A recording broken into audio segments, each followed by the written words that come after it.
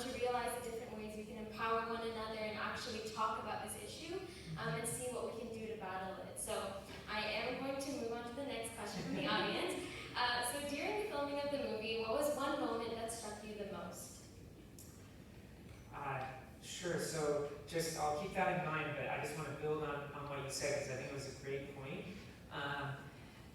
This is the tough balance with responding to something as huge as this, is that we need to go big, but we also need to feel like we're having successes along the way, right?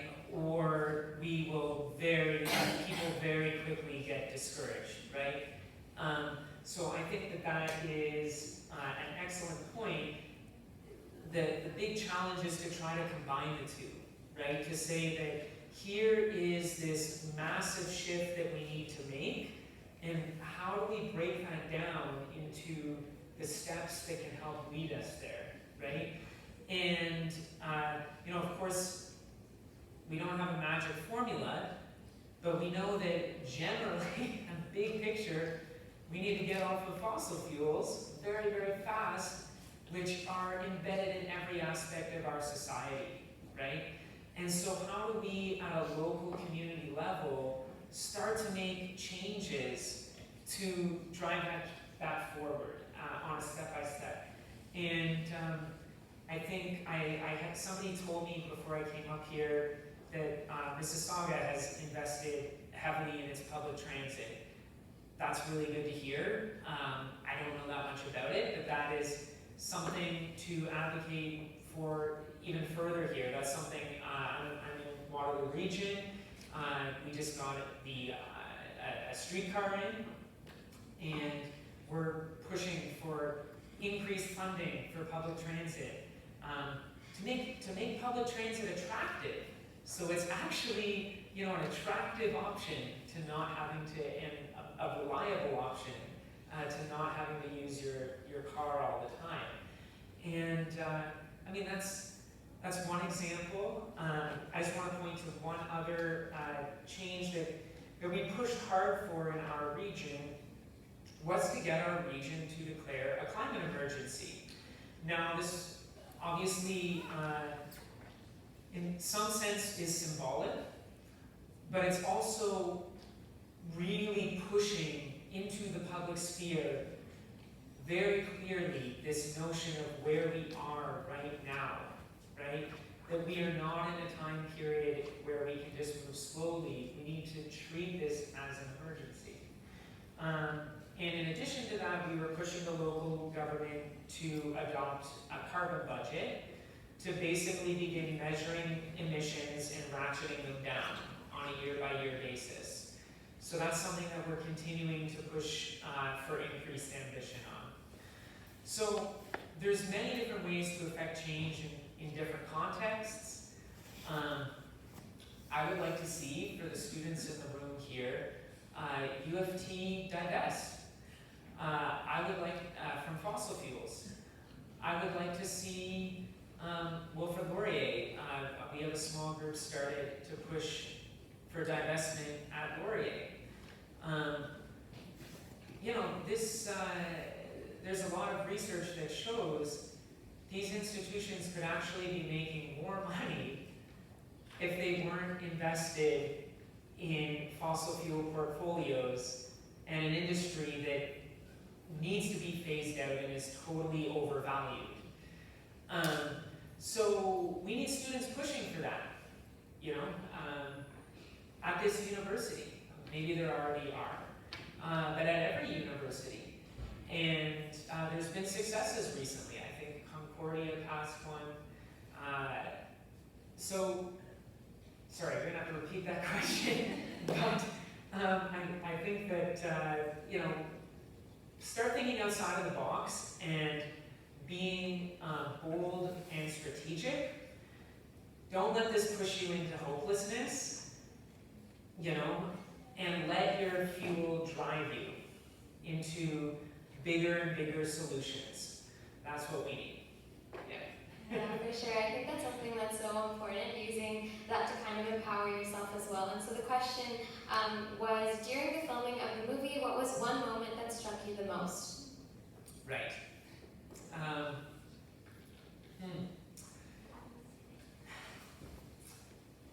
I have to just say the entire movement that I had the honor, and truly it was an honor, to be able to join on and film through this entire process. And I would not have been able to do that without a lot of incredible relationships and trust from the people that I was working with. And I still feel to this day, some of my best friendships and relationships have, and community, have come out of doing this work.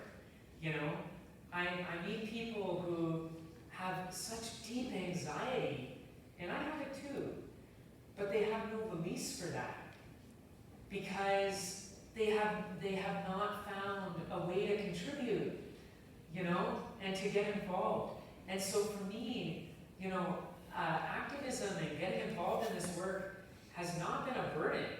It's been tough at times, but it has been the most, emotionally rewarding and uplifting work to get to work alongside amazing people who are, so deeply caring about the kind of future that we're trying to build, and they're helping us all to find solutions together. I mean, what an incredible movement to get involved with. So, I would really just encourage folks to find, a place that speaks to you, basically. Because no matter what your skill set is, there will be some way that you can plug in. I, as a filmmaker, when I first started to get involved, I was like, I had no idea, these people are speaking a different language than me. I don't know how I'm going to contribute. And, over time, I realized, well, hold on, this is something I can do, right? So for everyone in this audience, you all have different gifts, you all have different skill sets. We need those. So there is some way that you can also contribute. And yeah, I think that all ties Yeah, back. and thank you for that. The thing you spoke about, the empowerment that people feel when they come together in a collective movement is so important. Like for us at PEA, the executives who are still in the high school, to youth groups and initiatives at universities, to the global movement with people like Greta Thunberg, and even to local things like the Community Climate Council that has just started up in Peel that continues to collect members and that continues to try to make at least a little change on a local level to sort of release that climate anxiety and feel like, we are doing something to combat that. And so that leads us to our final question of the night by our wonderful audience. Thank you for your time. Is what public policy choices are having the greatest benefit without the significant disruption to economies? And is Ontario doing any of them today, like you mentioned in the film? Right. That's a great question to end on.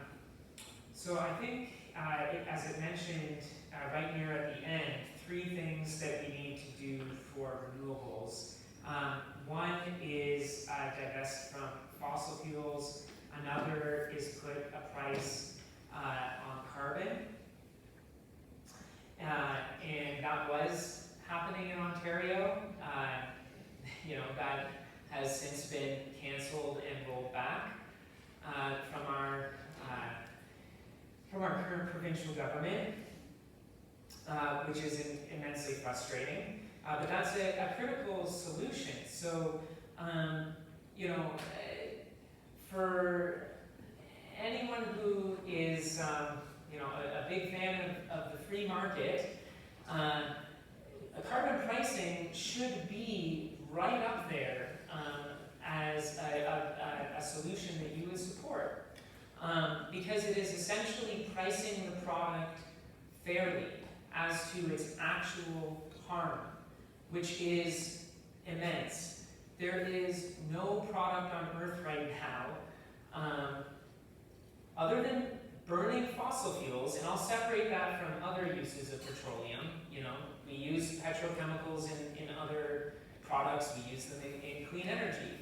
But burning fossil fuels as a product is the single, my opinion, and that of climate science, is the single worst thing that we are doing right now as a human species, undermining our own survival and the survival of millions of other species on Earth. So any policy that can target getting us off of fossil fuels, pricing fossil fuels, canceling our investments, like, we have to understand that this is a threat to us, that the fossil fuel industry has known about for decades, and in the last few decades, instead of investing, you know, their record profits into a transition, have actually been investing them into lies, sowing disinformation campaigns all around the world, and you know, doing things like increasing the height of offshore oil rigs in the event of sea level rise, so at least their operations are protected, right? So this is a rogue industry that we have to understand is attacking our democracy, it's attacking our future, and you know, it's attacking our children's futures.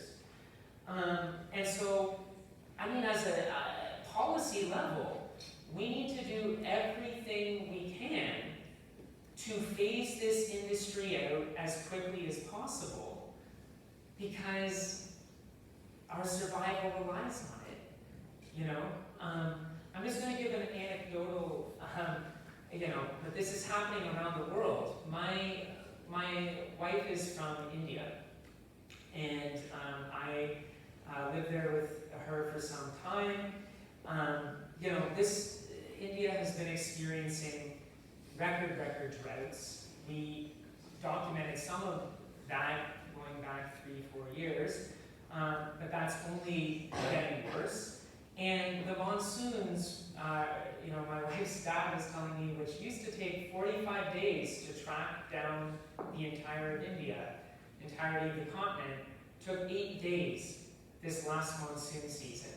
That's how quickly they moved. That's a country of 1 billion people that relies on rain-fed agriculture, you know, as do we all, but they don't have, their farmers don't have insurance programs like farmers here do. And, you know, what happens when you start to disrupt the basic sustenance for millions and millions, billions of people around the world? So again, the reason I keep repeating this, and some folks might kind of feel like, well, this is getting repetitive, but we will not put the policies in place that we need unless we fully accept that this is